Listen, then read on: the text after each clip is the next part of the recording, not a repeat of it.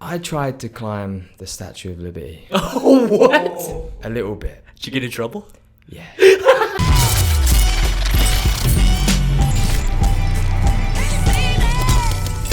What's up, guys? Today's guest is a professional parkour athlete and obstacle course tester. Please welcome to the JAMCast, Mr. Shane Griffin. What's up, Shane? Hello. Man, welcome. This is a unique visit. You came from all the way around the pond just to stop by. Just for you. It took 11 hours, to see this wallpaper. This isn't even real. It's not real. This is not real. Did you just notice that? Yeah, when I watched the show, I was like, is that real brick? If you look real closely, it's also messed up next to you. So you could blame that on me and Paul. We got a little tired when we were putting it up. It looks good, though. And the funniest part is we were one roll short at the very end. So, yeah. So, yeah, man, really quick, what brought you all this way over here? Oh, I'm working on a TV show called American Ninja Warrior. Never heard of it. No way, dude. Okay, so Are you working on that here in LA, or that's what you're going to Vegas for?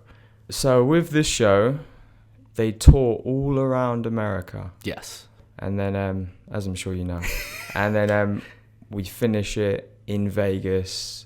It's a 12-day build. Yes. To build the thing. Yeah. And then it's like a combination of all the top athletes from like 6 places. Okay.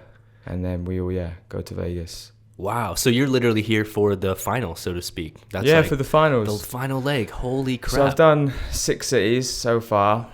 So we go there and then we build it, 2 days shooting. Okay. And then 2 days breaking it down. No and then way. It's like a big tour. Yeah, I had no idea. The only thing we're missing is like a tour bus. So how do you guys get around? Do you guys fly per city or do you drive? Production like fly us round. Okay. I tend to fly back to England. Ah. I just like England. I like America's amazing, but I just something about England. Man, I guess if you miss home, it's worth going home, and then you can always pick and choose the weather here when you want to. So, yeah. I had no idea though that you've been traveling around this entire time. So when did this season start for you? When did you first officially start the season? Back in March. Oh wow. Yeah. Okay. And what was the first city? LA. No way. So, Venice Beach. Yeah. Oh. No, it's Universal Studios. Oh, I forgot they switched to the back lot now. Yeah, we used to be in Venice. Okay. Yeah. So back lot, the New York set. Okay. Which is amazing being there. You've been there many times, I'm sure. That whole place is full of stuff that looks real. Right? Yeah. And I'm like, I'm gonna climb this. Yeah. And then no, I'm not. You go around the back of the building and it's just like cardboard and it literally fake is, planks. Cardboard. But that set's amazing. You just so much. You feel like the history there. Yeah. Like the Steven Spielberg set and all these films, and it's just like the set's like round the corner from the Desperate Housewives where they filmed that. I'm just like, how random. So I'm like, on lunchtime I'd go up the Desperate Housewives and be like, pretend I'm there. Yes. Do a backflip maybe. No way. That's cool, man. But so that's okay. So 6 major cities you guys tour through, and so I kind of want to backtrack because obviously this is something that's going to strike home with a lot of our viewers and listeners, because obviously American Ninja Warrior has such a popular following, and obviously it's taken the world by storm. So how long ago did you get involved with the show, or are you involved with a part of a team? Yes, so that's a good question. I started back in 2015. Okay. With this company called the ATS team. Ah, so that's what I've seen online. Okay. So it's short for Alpine Training Services. Okay. Which they started off as a canyoneering company. And what is that? So they used to take people on like adventure tours. Ah. So you'd hire them and they'd take you up like mountains and give you like a, like Altadena in LA. They'd go up there and take you on tours. Okay. And then they went into Amazing Race, I think it was. Ah, the TV show. Yeah, okay, totally. Doing a bit of rigging there. And then American Ninja Warrior came up. And they started to work on that and build obstacles for that. And then, then they made their own ATS device, which is a rappelling device of a mountain. And then that's our symbol. That's the symbol that we came up with. Ah, no way. Okay. Yeah, so that's the company. And then in 2015, I was like doing these competitions in UK along with parkour, mostly parkour though at the time.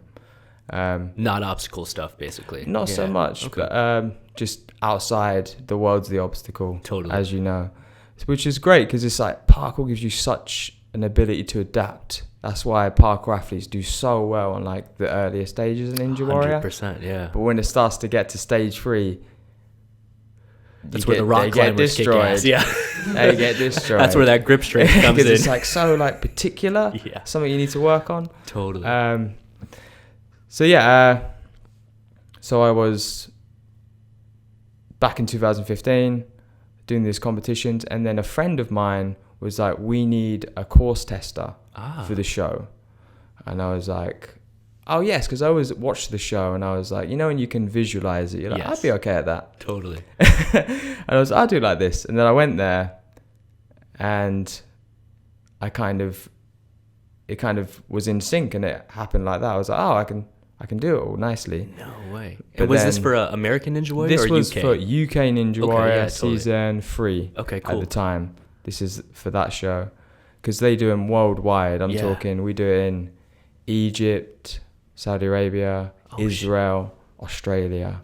So it's like... I didn't know it expanded that far. That's crazy. Everywhere. I think the only place you don't do it is probably Sasuke. Because obviously they're the original guys that... let us do it. That makes sense. Yeah, they let us do that. Yeah, you guys can do it. Yeah. Dang, that's cool. So I became a course tester, which was great, and the ATS team hired me for that. So it felt really good to have a kind of trained, kind of for fun for like it must be like 15 years now. Yeah, totally. So anything where you can put all that energy into something, because at one point I was thinking of joining the military because I just had all this energy and passion, from work from doing the training parkour. I just wanted to put it into something. Yeah, of course. And Ninja Warrior is such a great thing to put it into because you're constantly being challenged. Yeah, I can't think of a better job for a professional freerunner or a parkour athlete than to test obstacle courses. And that's exactly why I wanted to have you on here. Part of the main reason why we run these JAMCasts is not only to share like the personal stories of each of our guests, but it's more so to let all of our viewers out here see like what potential exists for themselves utilizing their movement background. I feel like unfortunately there's so many generations that grow up just training either martial arts or parkour or tricking, and the only goal they have at the end is either to put out a cool video or like maybe teach classes, and so that's why to hear your story, it just seems like such a cool thing that I feel like the whole world needs to hear about. So with ATS, how big is the team? Are you guys a global team, or are you just based out of one country? Main base is in LA. Okay. And we have a base in London as well. And also, I think one in Madrid now as well. Wow. We're like a warehouse in Madrid. Jeez. So we're like worldwide. So yeah, they're pretty worldwide. And do you guys get contracted on a per season basis, or is it like a per episode basis, or how does that work? I think it's I'm not 100% sure on those details, but I think it's on a season basis. So if a season does quite well, you'll come back for more seasons. Totally. Which tends to happen. So we have a good season, I think I'm not sure how much money we make, and then I think you start making money the more seasons. Awesome. Okay, the more cool. seasons we get. That's awesome. But you're basically on there from the start all the way to the finish, though. That's pretty cool. Yeah. Dang, that's crazy. Cool. It's like America's on like season 11. Yes. And we're, for instance, in July, I'm doing Switzerland Ninja Warrior season 2. No way. And then just finished France earlier in the year. So it's just a snowball of... Holy crap. You're going to get more seasons because it's I think it's a really good show. It's a global phenomenon at this point. I think one of the things that's so cool is that everyone watches it, and a small part of them, kind of like yourself, thinks, oh, I could kind of do that. And that's why it's so popular. But the thing is, I say, oh, yeah, I did it. Yeah, I went on there and I just did it all. But it was like an education, though, because parkour got me so far because I was like quite efficient with obstacles. Yes. But at that point, if I made one mistake, I'm like, my tank would just deflate at the time back in 2015. No way. So the main reason I adore it so much is sort of it shows me my weaknesses more than any other sport I've done. So if you fail an obstacle, you fall in the water, you fell for a reason. Totally. Do you know what I mean? But in parkour, it's kind of course you have the same thing, you fail, but it's kind of with parkour for me, it was, you kind of work on things you want to work on. I agree. It's very free. It's free, you know. Yeah, you tend to push yourself, but you also tend to do things within your style and within your realm. Yeah. Whereas on a course, you're forced to do things. Exactly, and you're like, and every obstacle in every city is so different. I don't know usually until I get there. Okay. I was just gonna ask that. Yeah. So I get there, and sometimes I don't get to practice them until I show the contestants. So that's a part of the job as well that I go into is so the contestants, there's about 90 per city. Yes. And they don't get to touch the obstacles at all. Yeah. The only thing they have is seeing me do the obstacle. Wow. So that's all they have. You're the live guinea pig. Paul, can you pull up one of those first clips? Like, so you're basically the first one on the course. They get to watch you and hopefully pick up on your strengths and weaknesses and kind of see what you did. Yeah, they get one. Wow. Oh, that's me talking. So so here's a video. Go to one of the next ones where he's actually like moving around. Yeah. So like on this one, is this you first time on the course right now? This is so we do camera as well. Okay. So to introduce the obstacles on the show, at the beginning of the show, you see they're like, here you go, this is ultimate cliffhanger. Yes. And then that was pretty good, dude. Yes. Don't follow the water. Yeah. Up next, they tackle the Jeep. Jeep Run, sponsored by Jeeps. Yeah, exactly. Legitimately is. Man. Okay, cool. So lay me out. Let's say you get to Vegas next week when you get there, right? So what will be the first half of the job? Will it be building the courses? Are you involved in that? Yes. In America, I'm more involved with the building. So we get in there, first day on the 3rd of June. It'd just be desert and hose. Yes. Okay. That's it. Wow. It'd be like, whoa. And then the trucks come, and the entire day, 12 hours, is laying out the scaffolding and truss structures. Okay. And then day 2 is building the massive truck, because it's so big. It's like, I think one of the biggest truss builds. It's insane. On the planet. Yeah, it is. Especially the vertical one. Yeah, Mount Midoriyama. Yeah. So it takes 12 days to build the thing. Wow. Before I'm on an obstacle. And are you physically building stuff too, or? Yeah. I help with that here. Damn. And how big of a crew do they have out there? Is it just the ATS team, or is it a lot of other guys from the production as well? There is a ATS team for the truss and obstacle installation. And then you have so many other crews for, lighting and art. Yes. Just like taking care of the TV production side. Yeah, and then you have the producers come in. Wow. I can just imagine, because we work on shows, and it's a pain in the ass just to bring lighting and trucks out there, let alone throw up a freaking obstacle course like this. Yeah, when there's like a truck late. Yeah. And they've got all the boats or something. Throws everything off. Kind of need them to put the thing up. But yeah, so in America I kind of help more with the rigging side as well. Okay. But primarily I'm here all about the obstacles. Okay. That's my main speciality. So after those 12 days, what would then happen next after it's all built? So it's all built, and then this is the beginning of the job, is making sure the obstacle is safe. Okay. Because we've installed it and they've tested it at the shop, but it's never been played on the field. By a human. Oh my God. So it's that's risky shit. Yeah, I've had some moments. Yeah, that's risky. But it's kind of, I trust the team. Yeah. It's like you trust your, coordinator yes. in the team. So you trust them.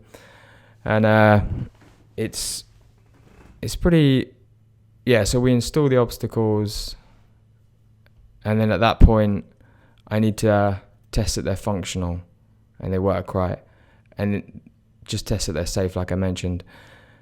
And then we figure out the difficulty of it, judged on the place we're at. So America is some of the top Ninja Warrior athletes on the planet, because you're on season 11 and the athletes train year round. Totally. Some of them, this has become their job now. That's the it's thing. Not like a thing for fun that's anymore. Amazing, isn't it? Yeah. Just that's my job. Okay, I can hang on some things. Yeah, exactly.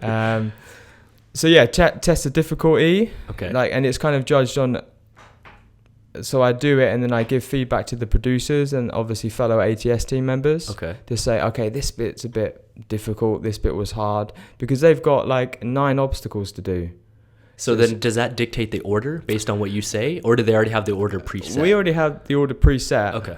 But it changes like these distances, or maybe even the obstacle. If it's too difficult, sometimes we just like put a new one in. Not that quick. It's not that quick. Yeah. There you go.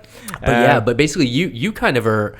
You're crucial, because essentially, if something is too dangerous, you're the one to say no. Someone's gonna get wrecked here.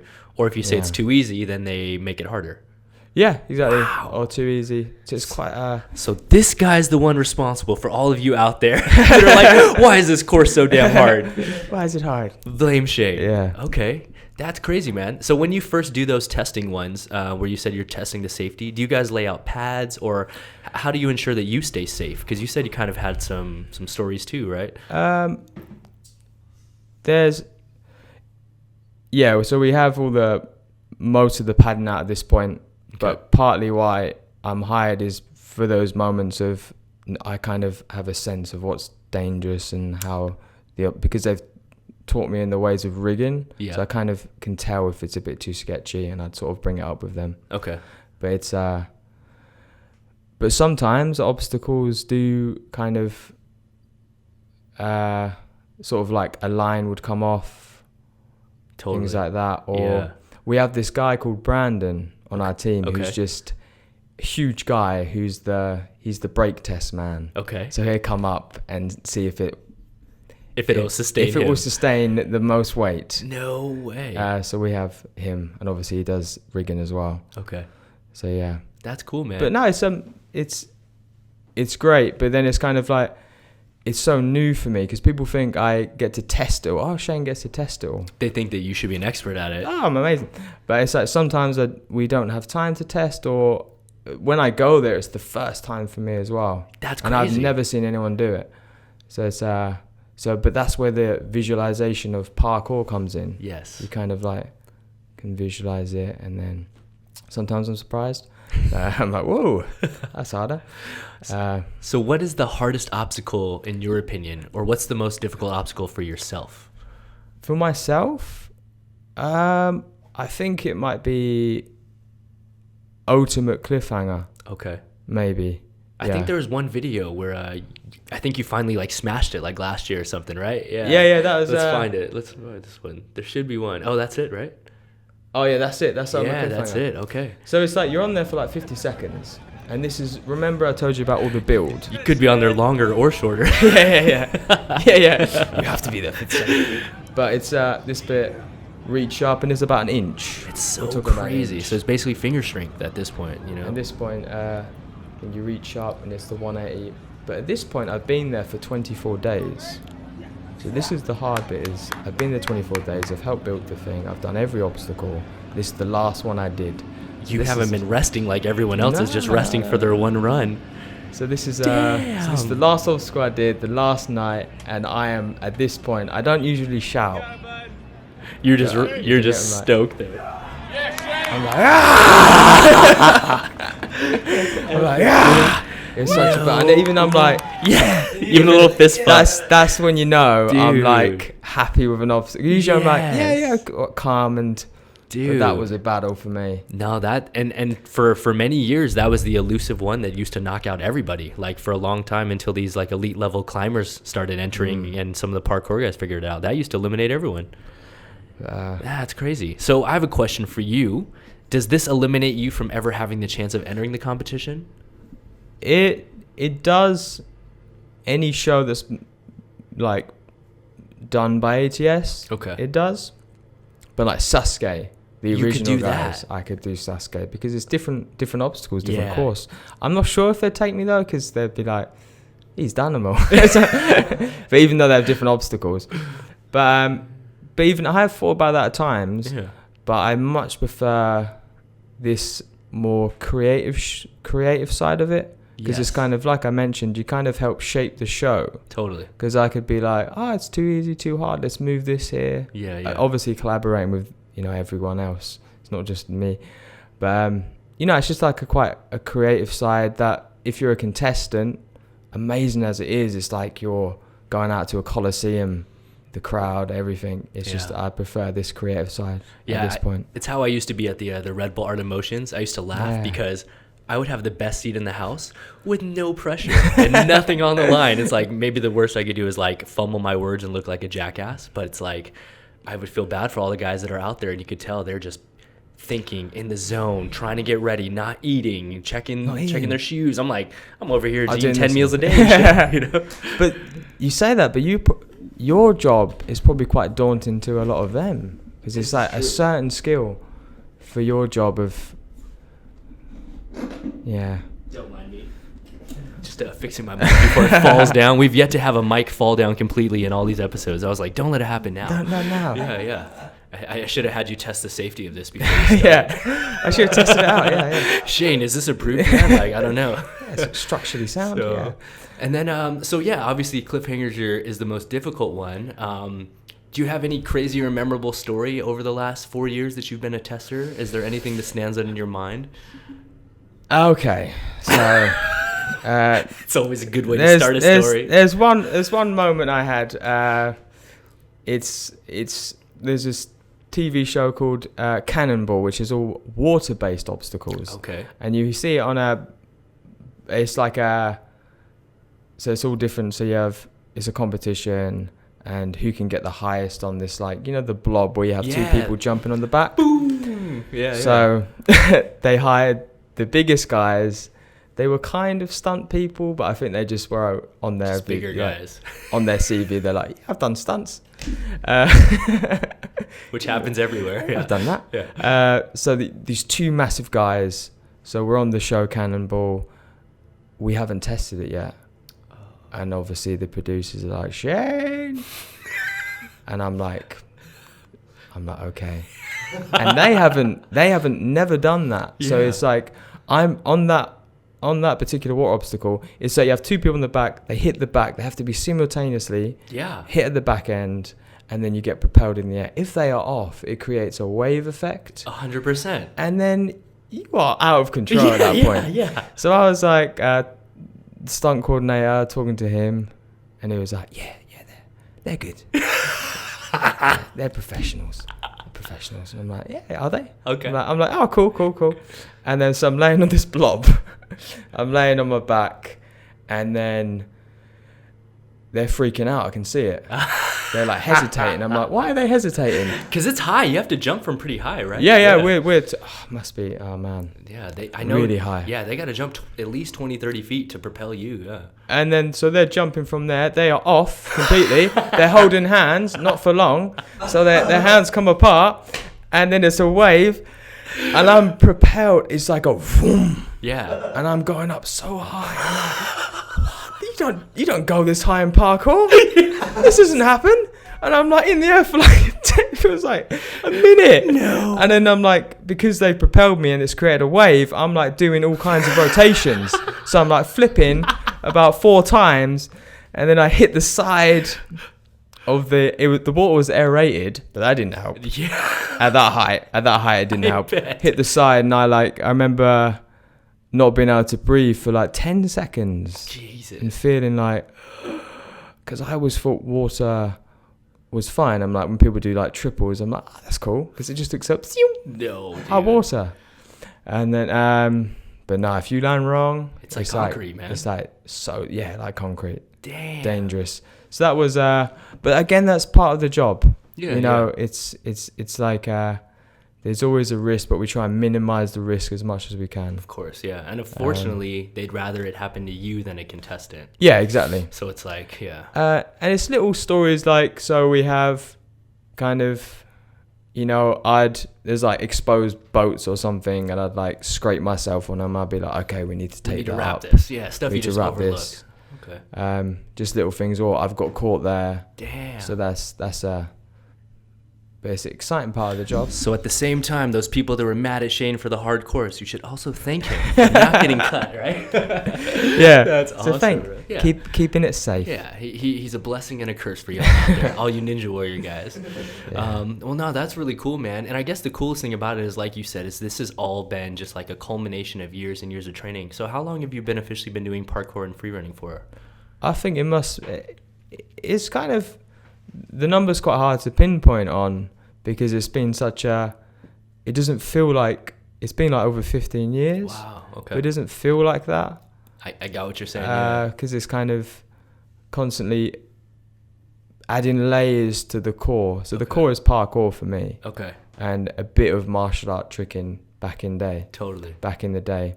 So it's been adding layers, and then recently it's been the bouldering. Yes. So it started at parkour, which I still do. That's the core, like I said. And then the Ninja Warrior training and kind of opening my eyes to that. The kind of satisfaction of like doing the obstacles. And then, like I said, the bouldering. And the bouldering's really good because you have these levels. So you can directly see progression because you have, I'm doing a V4, I'm doing a V5. Totally. You know, instead of parkour, it's so Yeah. You could push yourself by, do I do an extra twist or have to? Yeah. Or do I go higher a foot or less? Yeah. But a lot of the time you kind of, with parkour, as you know, it's like you have a sense of distances. Yeah. And you're like, I apply this distance I've done here. And it's kind of satisfying, but it's not the same as bouldering where you kind of have direct, this is a level up. Yeah, 100%. So how old were you when you started parkour? Like, do you remember like how this journey started? Did you see someone doing it, or what inspired you to get into this? I think it was the classic Bruce Lee, Jackie Chan. The classic. Okay.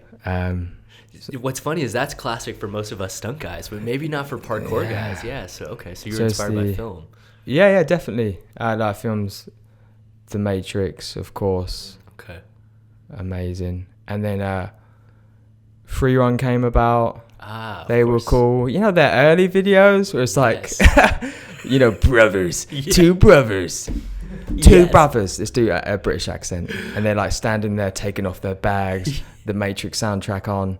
The sweatbands and shit, yeah, and then they're doing some stuff holds up actually. Yeah, it does. Some stuff. So those videos. Okay. I'll always remember freerun.co.uk for the rest of my life. freerun.co.uk. Yeah, those guys. Always. Okay, so you watch the videos online, and then how did you actually start your training? Did you go to school? Did you go to gymnastics? It was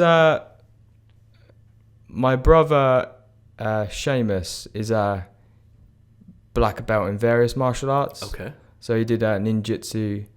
He dabbled in Jeet Kune Do, you know, Bruce Lee's martial art. And the rare ones, wow. So he's the real ninja. Yeah, apart from the killing people, exactly. The assassinating.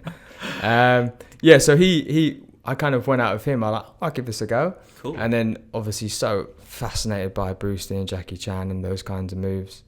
And so training with my brother, going to like tricking gyms. Okay. Taking with me, I take aspects of different martial arts that I like. Okay. So I'm like, I like this move, I like this one, I like this in breakdancing. Yes. I'm sure you're quite similar. I'm totally the same. You're like, I'll take that and add it to your style, and it kind of makes your own style. 100%. So I started doing that, and then I moved to Cambridge. Okay. Trained in Cambridge. And then I noticed with the tricking, a lot of, because 15 years is a long time. 5 years in, I noticed a lot of people getting injured. Yes. Their knees going out. Yes. I had friends that would do like round off double falls for a warm up. This is my warm up. Yeah. And I kind of like, it kind of showed me of being the importance of being clean. Yes. And really analyzing every section of a movement. Totally. And kind of like, and it's more fun that way, like chucking movement for me. I've done it, where you just sort of, you're hyped up and you're doing like a double side. Of course. But you're not, it's having being in sync, body and mind, and like just moving and going for it in a safe way is the way, and being clean is the way I kind of started to transition to. Okay. And of course, training with like Phil, Yes, I was going to ask you if you trained with the Cambridge boys. Yeah, okay. Cambridge guys. Back in day, I had like long hair, flicking it about. Yes. So yeah, training with those guys, definitely the like cleanest guys I've seen. Especially as far as pure parkour is concerned too. So kind of like, and the feeling I'd got when I'd like move through obstacles, doing parkour, being clean, the kind of sense, and you're kind of like, sometimes, I don't know if you get this, but you're kind of moving, and then I kind of just flow in, and all the movements you've learned are coming together, and you're just moving automatically. 100%. And then you kind of almost forget what you just did. Yes. And it's such a bizarre but awesome feeling. It is. It's like your muscle memory is so on point because of all the years of practice that you're just totally automatic. It's like that's a magic moment I get with parkour sometimes. That's I enjoy. And so how often do you train these days? Like when you're growing up, were you training every single day? Yeah. Okay. I was, yeah.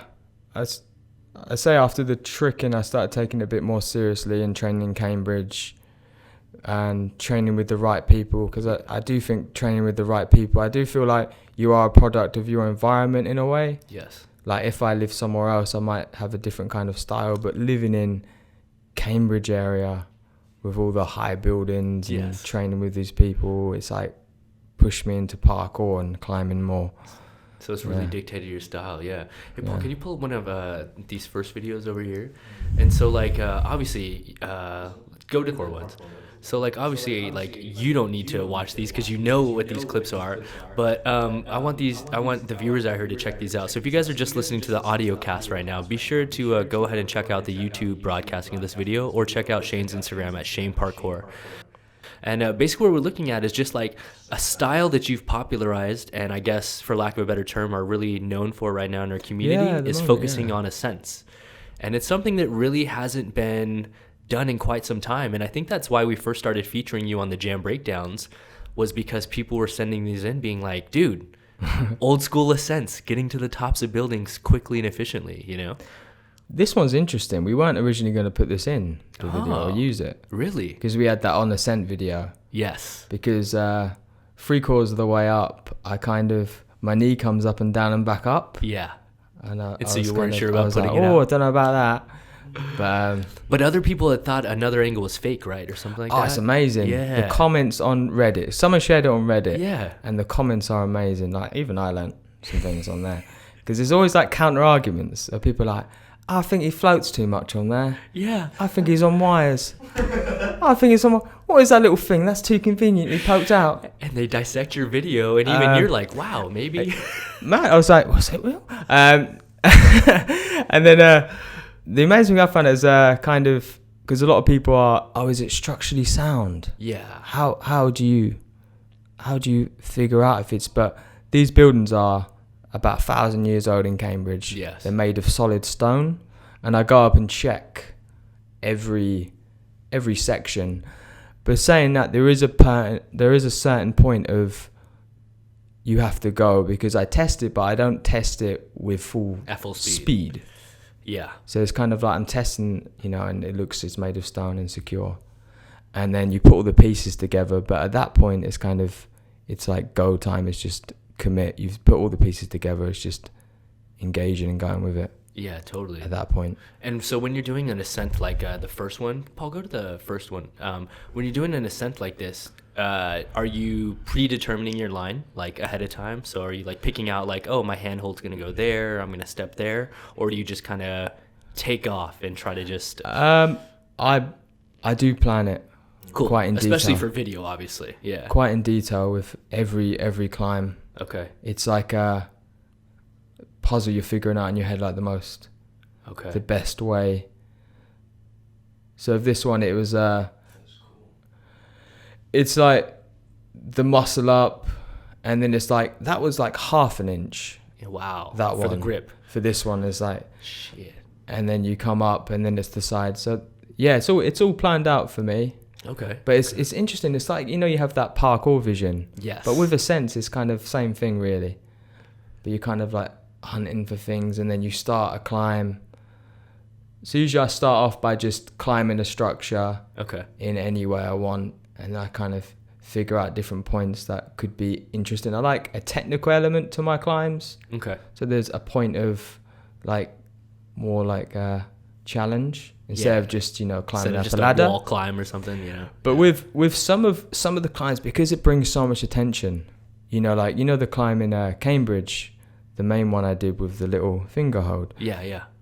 There must have been like 40 people just watching me, because I'd watch it as well if I was of course. You're like, what the hell? Yeah. So it's kind of and it was like that a lot when we were shooting that on Ascent video. So a lot of these sometimes are cameras out, test it a bit, and then just go. Most of them are like that, because, you know, during that time when I was going to go for a second one, security were literally walking over. Of course. Like instantly.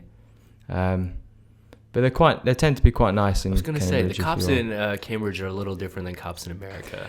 Yeah, in America, I tried to climb the Statue of Liberty. Oh, what? A little bit. Did you get in trouble? Yeah. I fucking bet, dude. I bet that's like stage 10 terrorism in America. Man, I was you're just lucky you're white. Yeah. With an accent. If you go try to climb the Statue of Liberty, look like me and Paul. You may not be here. Man.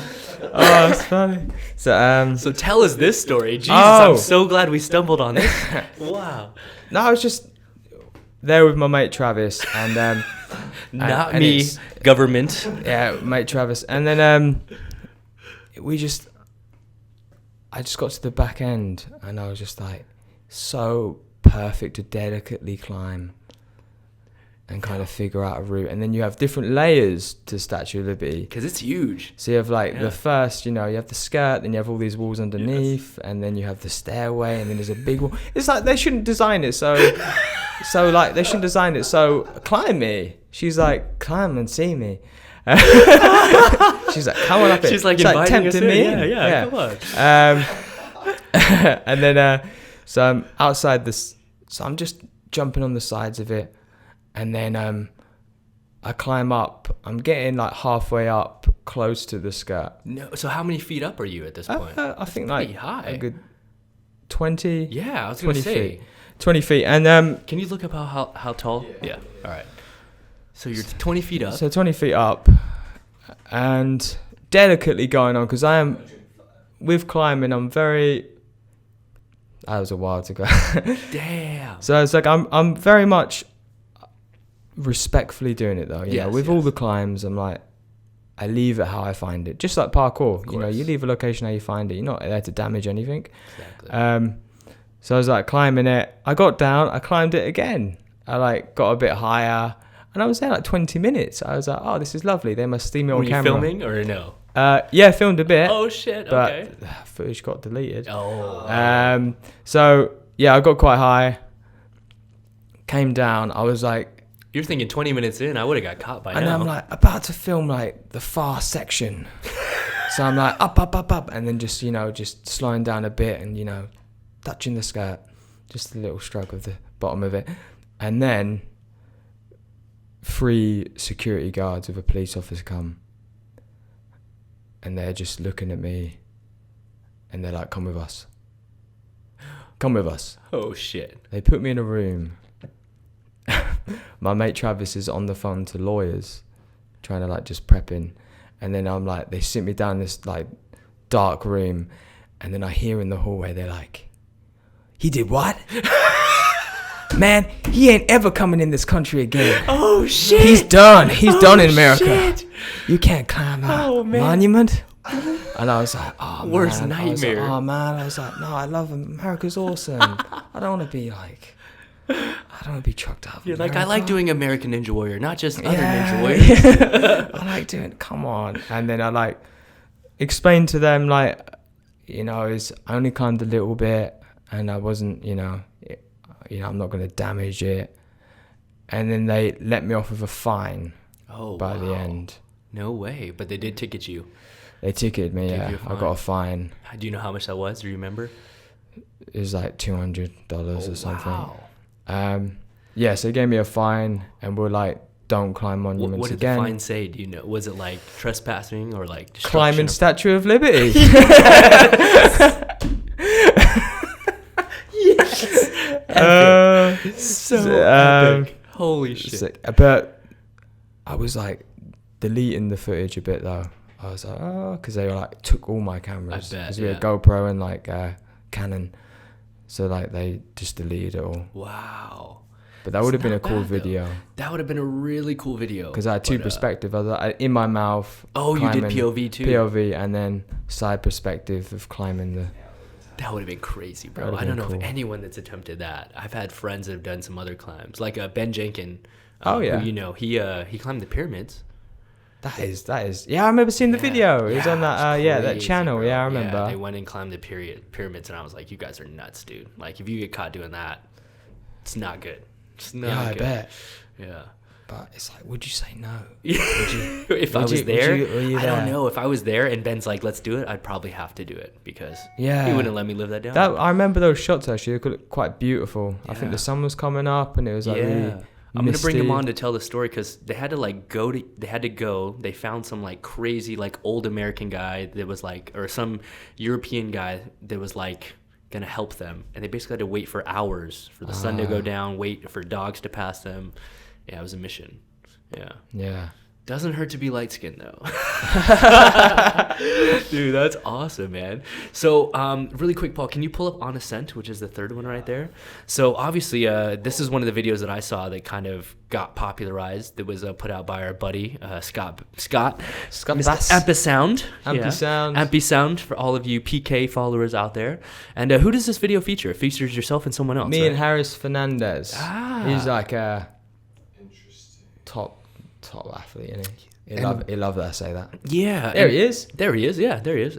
And what's cool is that obviously the title of the video is On Ascent, and obviously we were talking to you about this stuff, but what drove you guys to film this particular video in this style of movement? Did Scott say he wanted to focus on this, or did he just... This is the one. This is the one, yeah. I love the zoom in that he does kind of emphasize the... And this is why you put out the other one, though, is because people said this one was fake. Yeah, that's a lot of people thought this was fake, footage. So that's why you put out that raw angle. But yeah, the origin of this is like, it was like, I think I rung Scott once and was like, because I've been doing so much climbing and bouldering, I was like, it'd be cool to put all this into like a video. Yeah, really, showcase it, yeah. Really, and I think Scott had the idea anyway. He wanted to do it because he saw so much descents. Yes. So Scott was like, it'd be cool to do an ascent. So we like came together and it was like, yeah. And it was kind of only shot in like across a month. Okay. Between these cities actually. No way. Like, where does it take place? I'd fly back. This is all Cambridge and Haverhill. No way. So you would literally be out do Ninja Warrior and then fly back. Fly back and be like, let's have a shoot day here. No way. And then I'd have like a kind of list in my head of places. I'd be like, let's do this ascent here. Crazy. And are these old spots that you've had in your mind, or how did you pick these out? These are like old spots from the years that I was like, this would be cool to, and then we explored like organically as well. Okay. So we just walk around and explore. Man, and did you guys get any trouble from the police while filming this video at all? Besides, not so much, because like I said, it was a lot of these are one and done. One go. So it'd be like one, and we'd go out. That's crazy. This is like the security came after this. I would have liked to have got this faster. This is my first time on this. Yeah, it would have been good to get this a bit. But yeah, you're respectful though, and if security tells you to leave, you guys leave. Oh, of course, yeah, always respectful. Even if they're a bit rude. Yes. I'm a bit, but... That shook like crazy. Yeah, that's one thing that I think it's good to just reiterate to the younger generations, which is like, you're not going to make anyone's lives easier in our whole community by being mean or being rude or disrespectful. Because if you're disrespectful, you're just ruining it for the next guy. You know, it's like they may completely ban you guys from even showing up, as opposed to just letting guys come and warning you. So it's like, yeah. It's like, and they would associate parkour with that one moment of like when you've been negative, and they'd be like, F those guys. Yeah. Always be respect. I actually learned kind of just try and talk to them normally. I remember the other day on one of the ascents actually, I was doing the ascents and this guy came out and was like, do you mind not jumping on my work building? and he had a little muffin in his hand. And I was like, what you got there? He was like, it's a muffin. I was like, what kind of muffin? He's like, oh, it's a blueberry one. Yes. And then I'm just like, and then it automatically calmed down. And he was like, and I was like, oh, we're just doing parkour, but we'll move on. Yeah. Just sort of like diffuse it straight away. I try to. You just gotta like break the wall. Whenever they're angry. And you have to like break the wall and just humanize each other and just make each other realize like, oh, he's just another dude living his life. I'm living my life. Let's just coexist and live our lives and not ruin it. You know. It's interesting. The older generation of kind of still thinking it's just jumping around. It's true. When it's kind of interesting because like you've made such a good career, and I'm doing quite well. And they're just, they still think that you're just jumping. Reckless youth. Jumping out. Yeah. Oh, get a job. Exactly. Tesco's. Exactly. I'm just like, no, this is like literally preparing for work. Totally. And hopefully with shows like Ninja Warrior that are so global that they'll continue to grow to the point where everyday audiences are seeing things like that and being exposed to movement, and eventually parkour athletes on the show where like, maybe 5 years from now, people may see you running around and being like, are you Ninja Warrioring? And you'd be like, yeah, it's cool. Like, I'm Ninja Warrioring. You can call it the wrong thing as long as I'm allowed to do it. That's cool. Yeah. So, that's cool, man. So for someone that's been in the game for 15 years and for someone that's utilizing their body on a daily basis for not just training, but for work, because obviously Paul and I use it for film and TV, using it for course testing.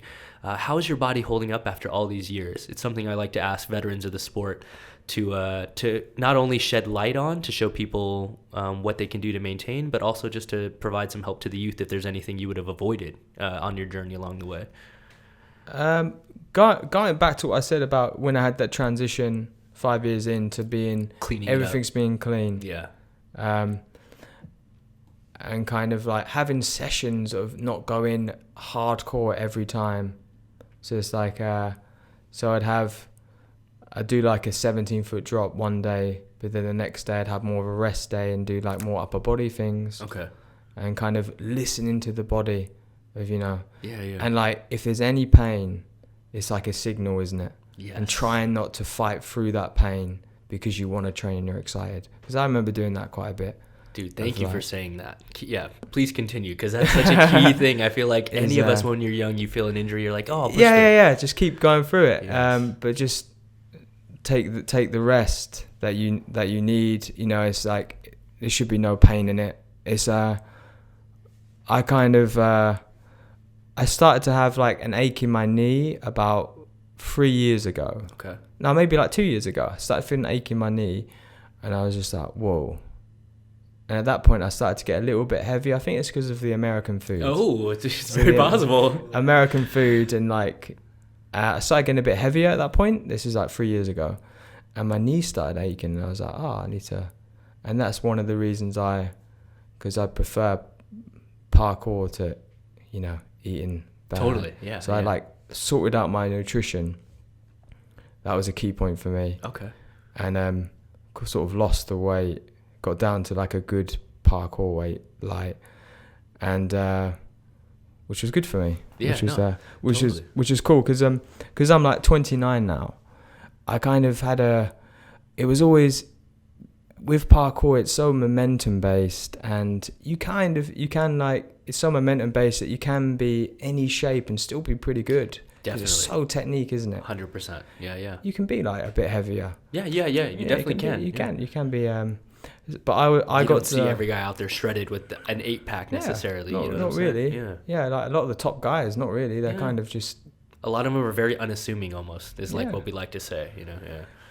But I got to like 28, and I was like, I wonder if I took my nutrition more seriously, how fit I could get along with the parkour. Totally. Because I kind of had a perspective of when I'm older, like when I'm 35, being like, I wonder how fit I could have got. I was about to say hot. I wonder how like physically fit I could have got. Totally. So I like took out all sugar pretty much. Awesome. I have like bran flakes, porridge, a chicken meal a day. I don't eat red meat. So it's like,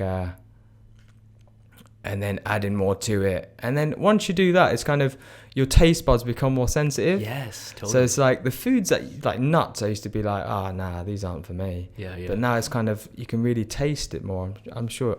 Yeah, I'm sure you know.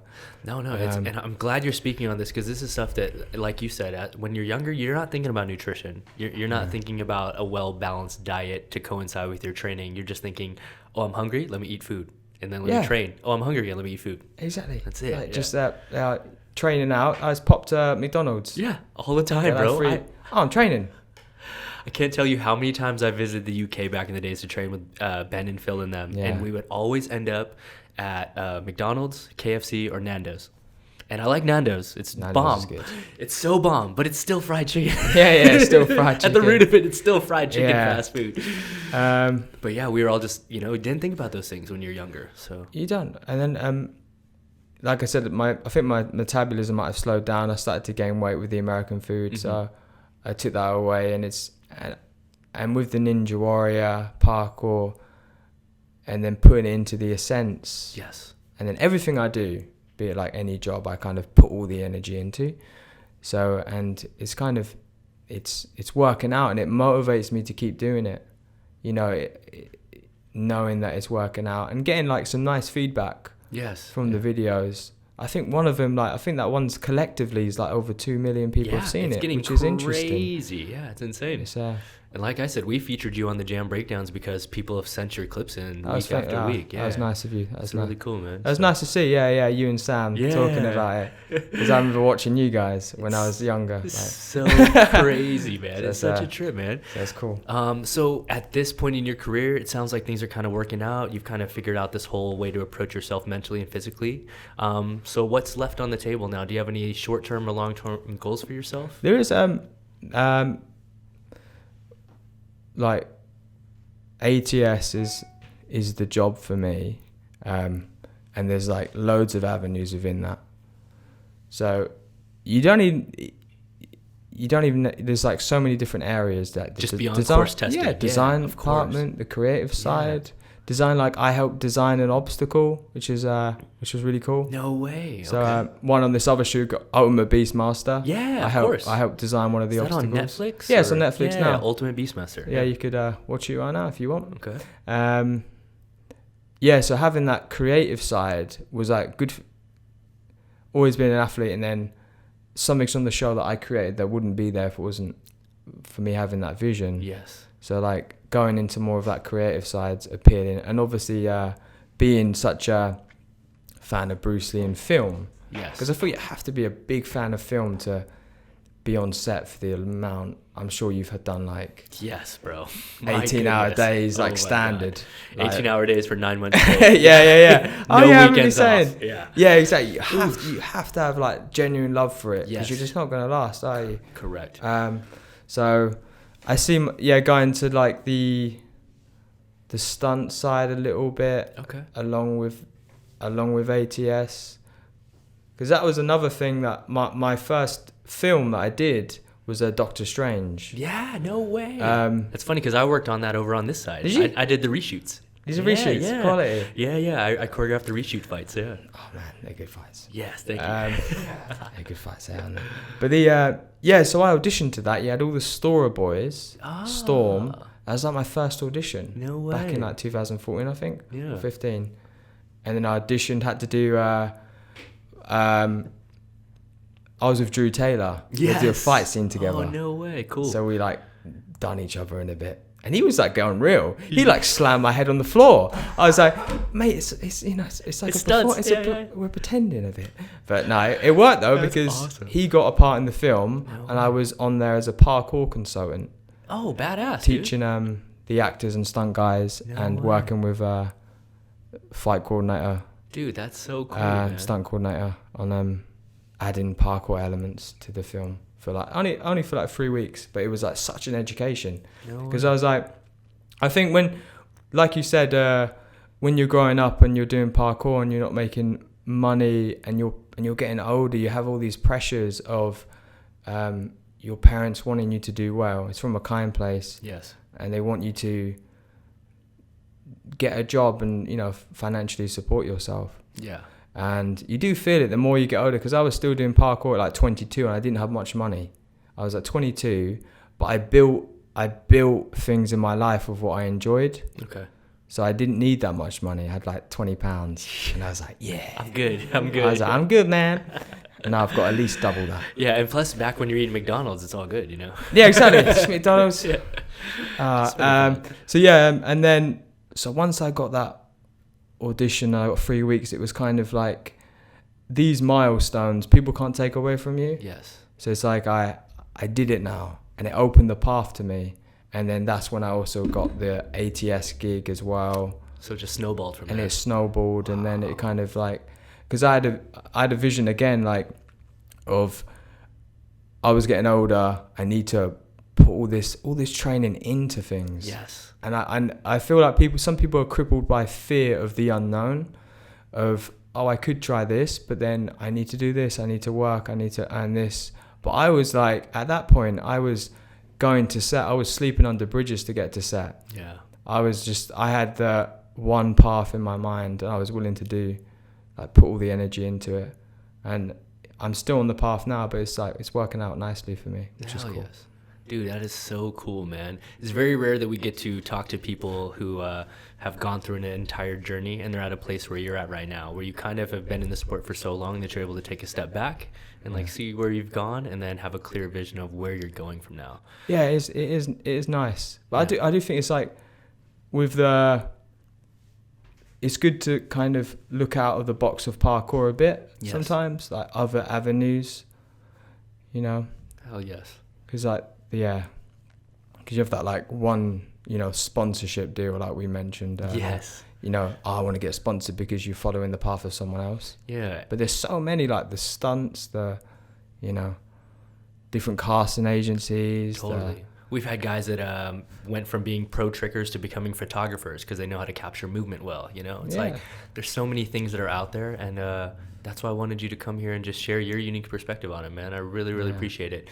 Just really quick, if someone's interested in trying to get into the line of work like you, are they able to apply to ATS, or do you have any advice for any young kid out there that may be listening as a teenager that years from now wants to get into course testing? What's the best way to go about it? Yeah, the best way to get into it would be to contact the ATS team. Okay. Can you pull up their page, Paul? Yeah, contact the ATS team. Okay, cool. And I have seen, I saw maybe a couple months ago or maybe a year ago, you guys scroll down, they had an open call on here and stuff that said we're hiring. So yeah, look where we are. Look at that. Look at that structure. Yeah, look at that. So yeah, if you guys are interested, go follow them. What's the Instagram account, Paul? It's the ATS team, as you guys can see on screen right here. And go check them out. This is the one that Shane works with. So. They're gonna be bombarded with messages. Look at that.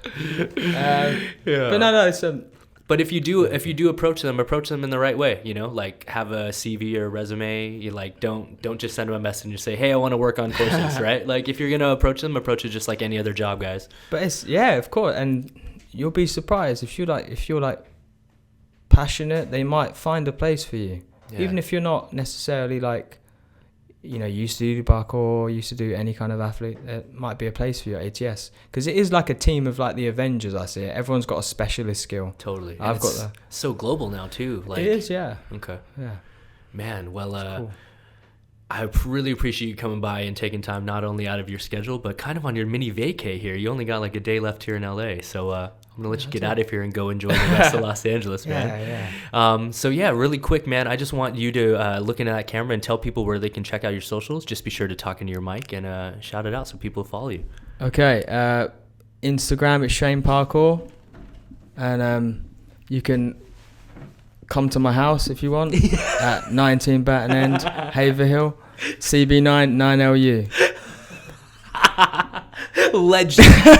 He told me he was going to give out his address. I was like, no way is he going to do that. Dude, we're just making history on JAMCast each and every episode, y'all. That's legit. Yeah. That's actually my mum's house. That's so funny. So for those of you out there that don't watch the episodes all the way to the end, look what you're missing out on, you guys.